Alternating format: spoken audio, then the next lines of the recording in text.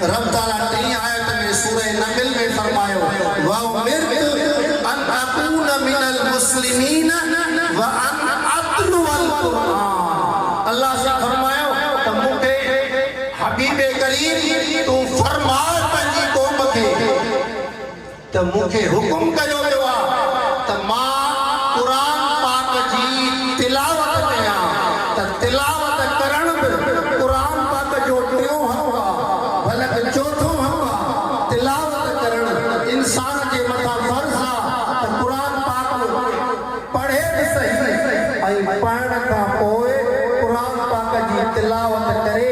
हदीस पाक में आए त अतिबू औलादकुम अला सलास किसाल।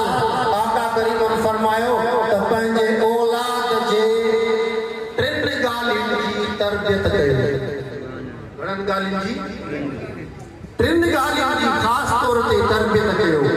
कहिड़ी? हुब्बे नबीयिकुम व हुब्बे आलि बैतिही व क़िराअतिल कुरान। पहिरियों त पंहिंजे औलाद खे मूं नबीअ जी मोहब्बत पंहिंजे औलाद खे सेखारियो। ॿियो मूं नबीअ जे अहल बैत जी मोहब्बत पंहिंजे औलाद खे सेखारियो। टियों व क़िराअतिल कुरान ऐं कुरान पाक जे क़िराअत जी कुरान पाक जे पढ़ण जी पंहिंजे औलाद जी ख़ासि तरबियत कयो। नंढे हूंदे खां ई उन्हनि खे अहिड़ो माहौल ॾियो जीअं नंढे हूंदे खां ई कुरान पाक जी तिलावत कनि ऐं तव्हां बि तिलावत कयो।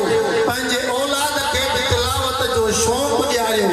जीअं तिलावत तव्हांजे घर में कई वञे त उन तिलावत जे नूर सां तव्हांजे घर में बरकत अचे। इस बात में याद कान अखवान अला अहद रसूलुल्लाह सल्लल्लाहु अलैहि वसल्लम अम्मा अहदहुमा फयाति नबी सल्लल्लाहु अलैहि वसल्लम व अम्मल आखर फयहतरिफ फशकल मुहतरिफ इला नबी सल्लल्लाहु अलैहि वसल्लम फकाल नबी सल्लल्लाहु अलैहि वसल्लम लअल्लक तुरज़क बिही। हदीस पाक में आए आका करीमन जे ज़माने में हिकिड़ा सहाबिया ॿई भाई रहा। हिकिड़ो भाउ आका करीमन जे ख़िदमत में रहंदो हो, असहाबे सुफ़ा में हो। आका करीमन जे ख़िदमत में रहंदो हो, आका करीमन जो इल्म याद कंदो हो, हदीसूं याद कंदो हो, कुरान पाक पढ़ंदो हो। हिकिड़ो शख्स पंहिंजो पाण खे इन लाइ वक़ुफ़ कयो। ॿियो वरी पंहिंजो रोज़गार कंदो हो। जहिड़ो उन ज़माने में हुनजो रोज़गार हो उहो रोज़गार कंदो हो। पोइ हिकिड़ो रोज़गार न कंदो हो, आका करीमन जे सोहबत में गुज़ारींदो हो, इल्म सिखंदो हो। ॿियो रोज़गार कंदो हो। ॿई भाई पाण में गॾु रहंदा, खाइण पीअण गॾु हो। पोइ रोज़गार कंदड़ कमाईंदड़ उन आका करीमन वटि उन भाउ जी शिकायत कई जेको भाउ आका करीमन जी ख़िदमत में ईंदो हो, कमाईंदो न हो। ईअं सम्झो त सुफ़ा हिकिड़ो मदरसो हो, हम वक्ती मदरसो हो। जीअं उन में जेके शख्स हूंदा हुआ उहे राति ॾींहं हिन ज़माने जे मदरसनि वांगुरु राति ॾींहं मदरसे में ई रहंदा हुआ। उते ई आका करीमन जी तालीम यादि कंदा हुआ ऐं पढ़ंदा हुआ। उहे आका करीमन सां शिकायत कई त या रसूल अल्लाह मां कमायां थो, हीउ मुंहिंजो भाउ मूंसां गॾु आहे, हीउ कमाए नथो। आका करीमन उन शिकायत करण वारे खे फरमायो त लअल्लक तुरज़क बिही, मुमकिन आहे बल्कि शायद मूंखे यादि थो अचे त मूं इत्कान अल्लामा जलालुद्दीन सुयूती रहमतुल्लाह अलैह जो उसूल तफसीर से किताब आहे, शायद जो उन में पढ़ियल आहे, घणे वक्त जी ॻाल्हि आहे त जेकॾहिं लअल जो लफ़्ज़ अल्लाह इस्तेमाल करे, अल्लाह जो रसूल इस्तेमाल करे त उहो लअल जो लफ़्ज़ यकीन जे माना में हूंदो। त आका करीमन फरमायो त लअल तुरज़क़ बिही, ए कमाइण वारा तू पंहिंजे भाउ जी शिकायत करे रहियो त ही कमाए नथो, पर याद रखे छॾ मां मुस्तफ़ा फरमाया थो त जेकॾहिं तोखे रिस्क ॾिनो थो वञे, रिस्क जी कुशादगी ॾिनी थी वञे, रिस्क में बरकत ॾिनी थी वञे त इहा तुंहिंजे इन भाउ जे करे आहे, जंहिं तुंहिंजे भाउ पंहिंजी ज़िंदगी मूं मुस्तफ़ा वटि इल्म लाइ वक़्फ़ कई। त इहो असां तव्हांजे लाइ सबक़ आहे। जेकॾहिं तव्हां रिस्क रोज़ीअ में बरकत हासिल करणु चाहियो था त पंहिंजे पुटनि मां, पंहिंजे नियाणियुनि मां, पंहिंजे औलाद मां को हिकु औलाद वक़ुफ़ करे छॾियो दीन जे तालीम हासिल करण जे लाइ, दीन जे इल्म हासिल करण जे लाइ, त अल्लाह जे रसूल जे फरमान मुताबिक़ रब ताला तव्हांजे रिस्क रोज़ीअ में उन हिकु शख़्स जे करे बरकत अता करे।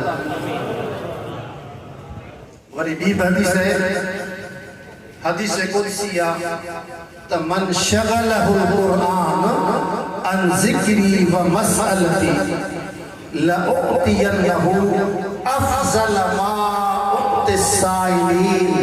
हदीस कुदसी आहे, अल्लाह ताला फरमाए थो त जंहिं शख़्स खे क़ुरआन मुंहिंजे ज़िक्र खां ऐं मूंखां दुआ घुरण खां मशहूर करे छॾियो, माना हुन पंहिंजी ज़िंदगी क़ुरान लाइ वक़्फ़ कई आहे, पोइ क़ुरान पढ़े थो या क़ुरान पढ़ाए थो या क़ुरान जो इल्म थो ॾिए या क़ुरान जो इल्म थो हासिल करे, त अल्लाह ताला फरमायो त मां उन शख़्स खे उन्हनि शख़्सनि खां वधीक ॾींदुसि जेके माण्हू मूंखां मुंहिंजो ज़िक्र था कनि, जेके माण्हू मूंखां घुरनि था, मां घुरण वारनि खां वधीक मां उन शख़्स खे अता कंदुसि जंहिं शख़्स पंहिंजी ज़िंदगी क़ुरान लाइ वक़्फ़ कई। त मूं अर्ज़ु कयो त क़ुरान पाक हिकिड़ो मौजज़ो आहे, जेको ज़िंदा मौजज़ो आहे, जेको क़यामत ताईं मौजज़ो आहे। हिन ज़माने जे मौजज़े जे हिसाब सां हिकिड़ी मुख़्तसर ॻाल्हि तव्हांखे अर्ज़ु कयां, उहा हीअ आहे त डॉक्टर हमीदुल्ला वॾो दानिश्वर तबके जो आलिम हुयो, जदीद तैलीम याफ़्ता है, काफ़ी ज़िंदगी फ्रांस में गुज़ारी, उन फ्रांसीसी ॿोलीअ में क़ुरान पाक जो तर्जुमो कयो, पोइ तर्जुमे जूं कापियूं उन इलाइक़े में पंहिंजे मुल्क में फ्रांस मुल्क में विराईंदा हुआ त केतिरा ई माण्हू क़ुरान पाक जो उन जो तर्जुमो पढ़ी करे डॉक्टर हमीदुल्ला वटि मुस्लमान थियनि।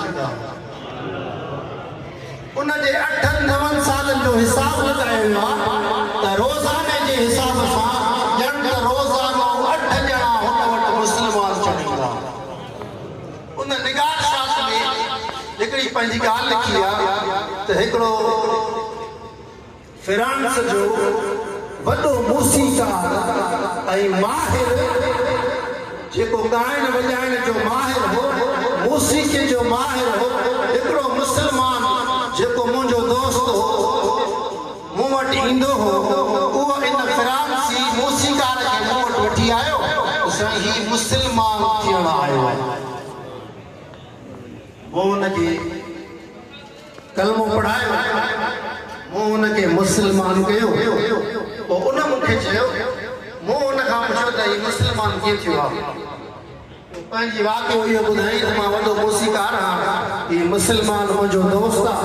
पोइ हिकिड़ी क़ुरान पाक जी महफ़िल हुई, मूंखे चई त असांजे मज़हब जी महफ़िल आहे, हल तूं बि मूंसां गॾिजी हल, वरी महफ़िल हली ॿुध। की मां जो आयुसि त उन वक़्त में को कारी क़ुरान पाक जी तिलावत करे रहियो हो। इहा ॻाल्हि गौर सां ॿुधिजो, ही क़ुरान पाक जो मौजज़ो आहे।